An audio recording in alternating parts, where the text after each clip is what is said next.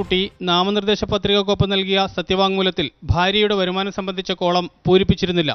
ഇത് ജനപ്രാതിനിധ്യ നിയമം 125A വകുപ്പനുസരിച്ച് കുറ്റകൃത്യമാണെന്ന് ചൂണ്ടിക്കാട്ടിയാണ് കേസ്.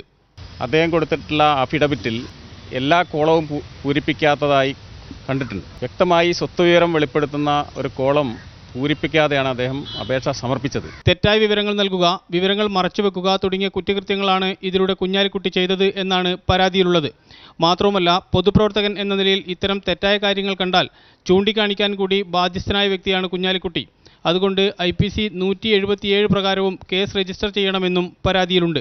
ഇത്തരത്തിലുള്ള ഒരു ഫാൾസ് ആയിട്ടുള്ള സ്റ്റേറ്റ്മെന്റ് അല്ലാതെ കോളം ബ്ലാങ്ക് ആയിട്ട് കഴിഞ്ഞാൽ അതൊരു ക്രിമിനൽ ഒഫൻസ് ആണെന്നും അതിന് 6 മാസം വരെ ശിക്ഷ കൊടുക്കാമെന്നും അതോടൊപ്പം തന്നെ ഫൈൻ ഇംപ്ലിമെന്റ് ചെയ്യാനും പറഞ്ഞിട്ടുണ്ട്.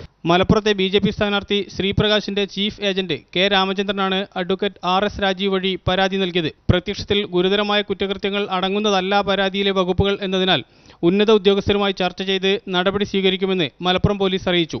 മാതൃഭൂമി ന്യൂസ്, മലപ്പുറം.